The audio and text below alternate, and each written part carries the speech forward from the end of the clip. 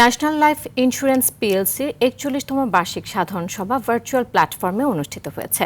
দুপুরে national life insurance PLC ভবনে এই সভা হয়। সভায় কোম্পানির পরিচালক মতিউর রহমান, পরিচালক মোহাম্মদ শহীদুল ইসলাম চৌধুরী, পরিচালক ব্রিগেডিয়ার জেনারেল অবসরপ্রাপ্ত মোহাম্মদ মাসুদ হোসেন, পরিচালক মামুনুর রশিদ ও পরিচালক ডাক্তার শামীম খান সহ শেয়ার হোল্ডাররা অংশগ্রহণ করেন।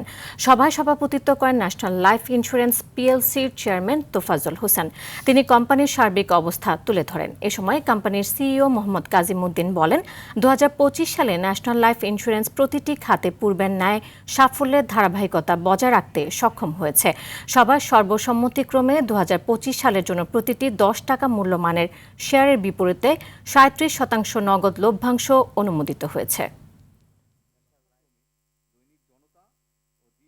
মানব সম্পদের উন্নয়ন, ডিজিটালাইজেশন, সুদৃঢ় ঝুঁকি ব্যবস্থাপনা এবং কর্পোরেট সুশাসন প্রতিপালনের মাধ্যমে ন্যাশনাল লাইফ উত্তরোত্তর সমৃদ্ধি ও অগ্রগতির পথে এগিয়ে যাচ্ছে।